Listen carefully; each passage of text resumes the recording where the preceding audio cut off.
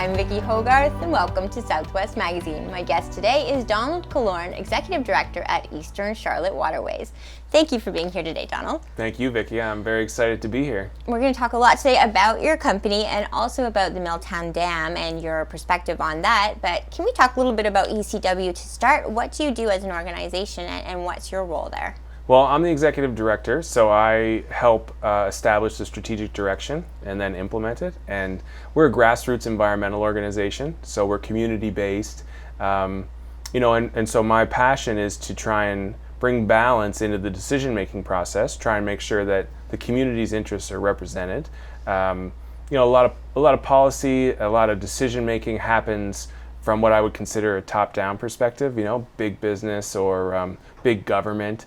And what we try and do is establish the interests and the needs of the community, the grassroots, what we call it, and then help address those through project development, grant funding, community project design, that sort of stuff. And so I've got a team that works with me. We're based in Blacks Harbour, New Brunswick.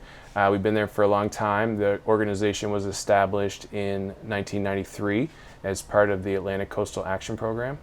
And so there's a bunch of us there, and we just come up with things to do that we think are valuable and important and innovative, and try and provide some foresight, and then go out and do our best to make it happen.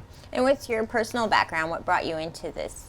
Well, I'm originally from Prince Edward Island. I did a biology degree at the university there, and then began to travel quite a bit. I did a lot of tropical work in the Turks and Caicos Islands, in Central America, Costa Rica, and Belize, working mostly on coral reefs and mangrove forests, but also a little bit of rainforest stuff.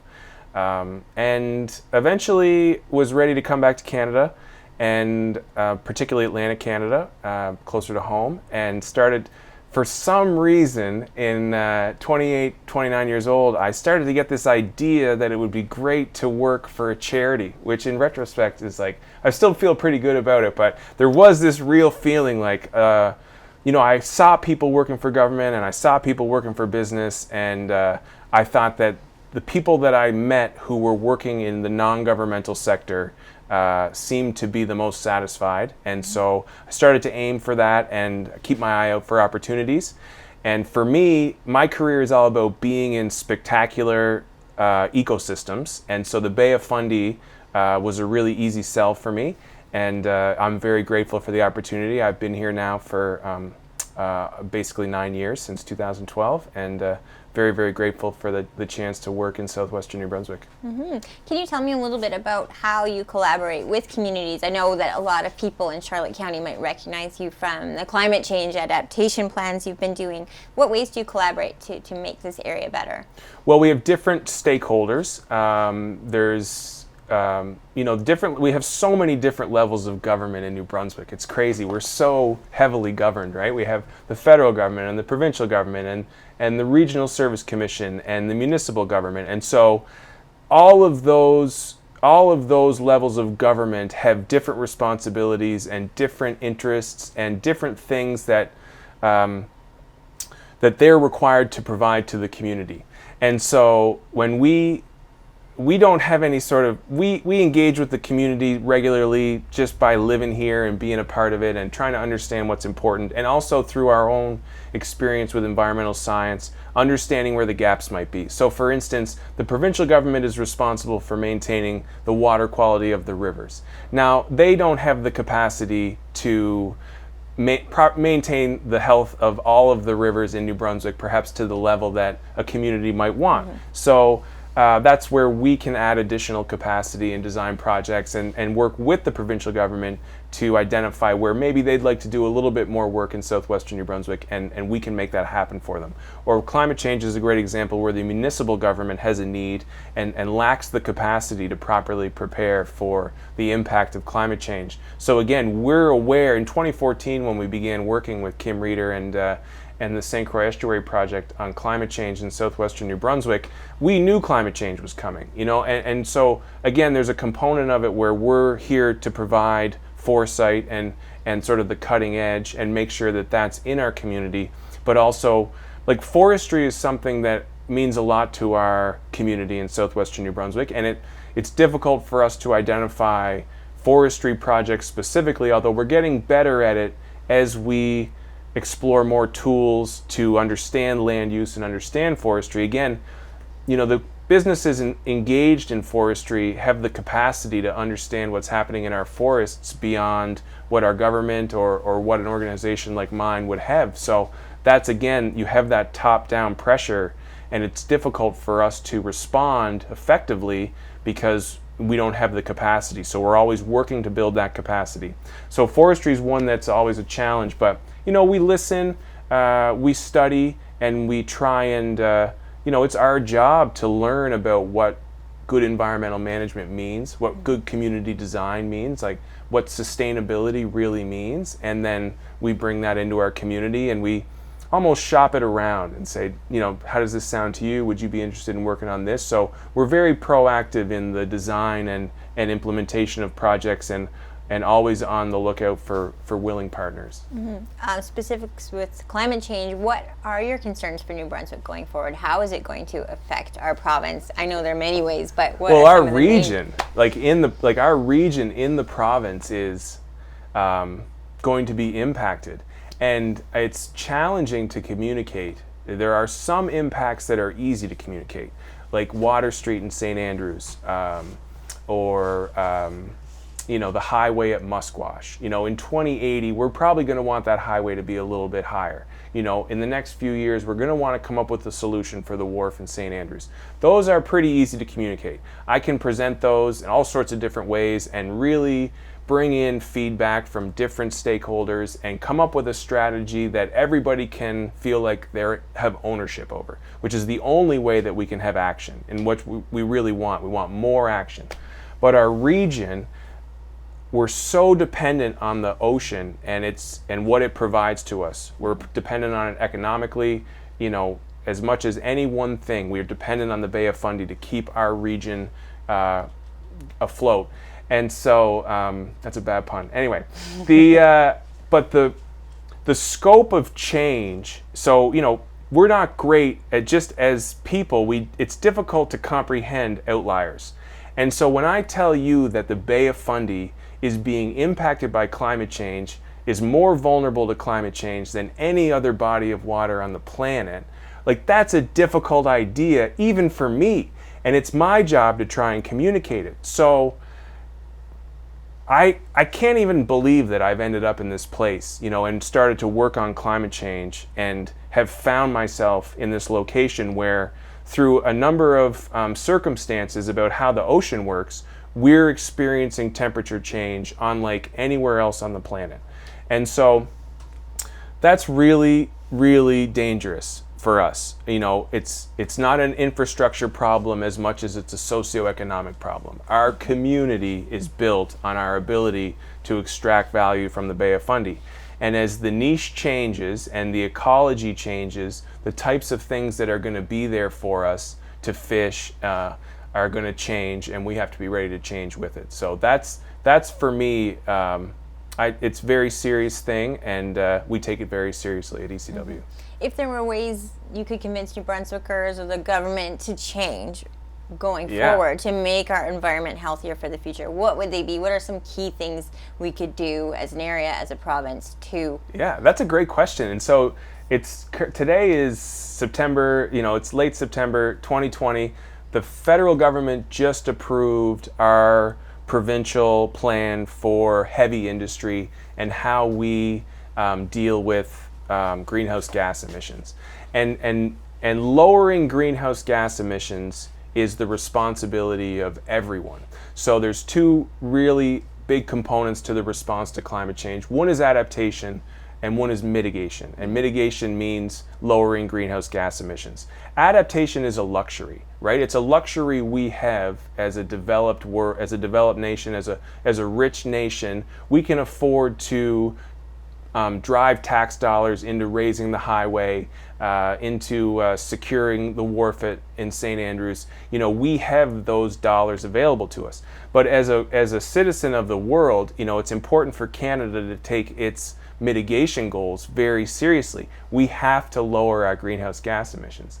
And one of the things we learned, COVID was an incredible thing. In March, April, May, June, activity around the globe really decreased, but we didn't necessarily see a huge decrease in greenhouse gas emissions. We definitely saw some, don't get me wrong, but it wasn't to the level that perhaps we thought it could be, because we've sort of been trained to think, oh, it's my car, it's leaving the lights on, it's my leaky faucet. Those are the things that are really dangerous for the environment. But it's become pretty clear that we have an industrial, extractive economy that has put us. We've made a series of trade-offs, right? We make trade-offs,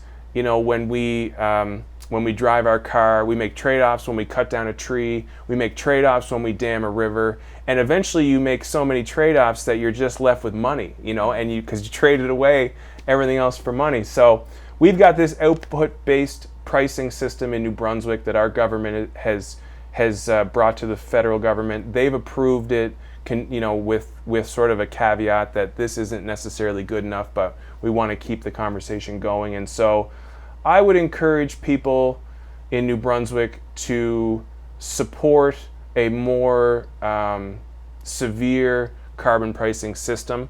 I think that putting a price on carbon and implementing that is the most important thing that we can do as a community, as a province, as a region, as a nation.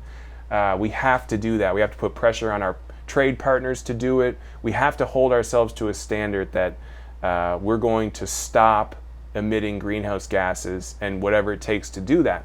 And we're in an interesting position because the biggest companies in our province are dependent on greenhouse gas emissions. I mean, when you look at our largest emitters, it's a mix of Irving-owned companies and NB Power facilities, and we depend, our socioeconomic livelihoods depend on those in a serious way. And so it's a challenge for us in New Brunswick, but we have to be,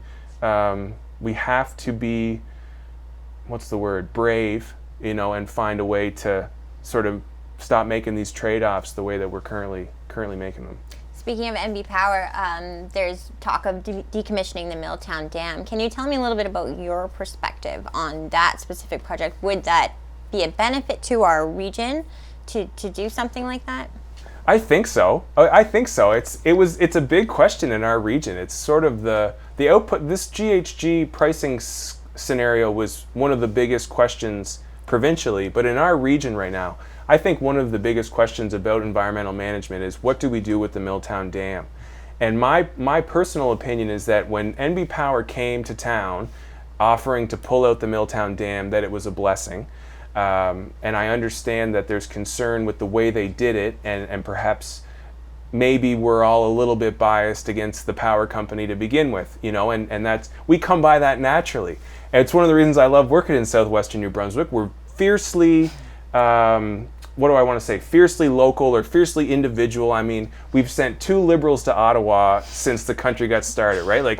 And what that tells me is that we don't like being told what to do, and we don't like big organizations, and NB Power is a fantastic example, any power company. So it's always easy to kind of fight with the power company, and you may want to do it sort of as a knee-jerk.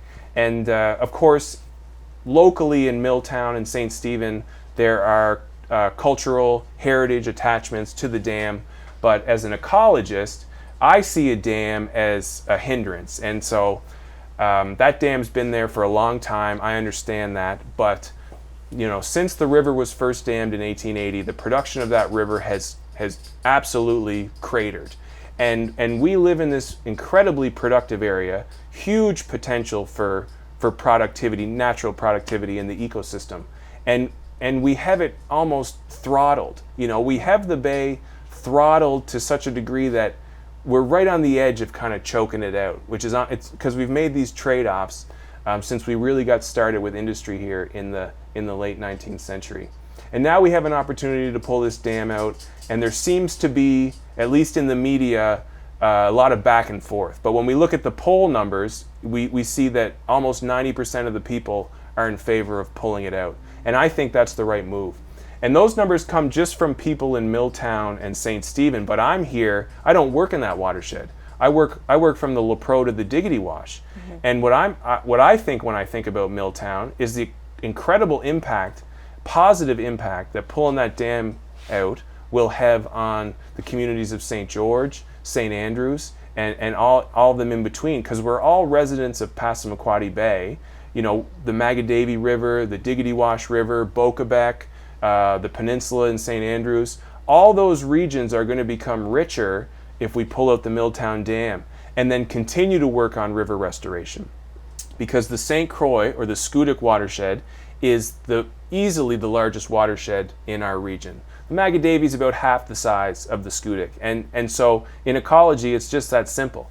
This river, the Schoodic River, is the beating heart of Passamaquoddy Bay and of our region. And so if you're interested in fish, and you're interested in birds, and you're interested in trees and wildlife, this is a blessing. You know, because you have fish swimming up the river. It's all, as an ecologist, you lose the magic a little bit, because when I see a fish, I see energy on the move, right? When I see an animal, I see energy on the move. That's all it is. It's applied biology is applied chemistry. So the fish want to get up the river. They're going to bring energy with them. They're going to take energy from up the river down into the bay.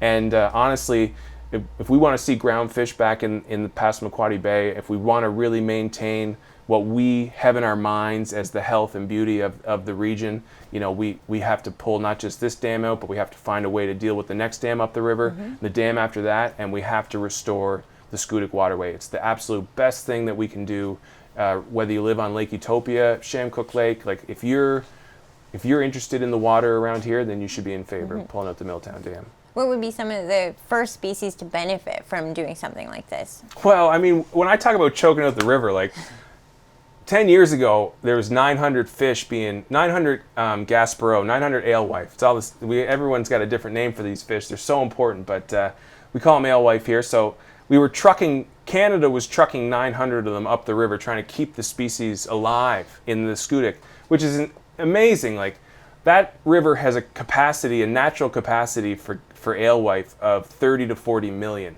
And so to have it all the way down to under 1,000 is almost incomprehensible.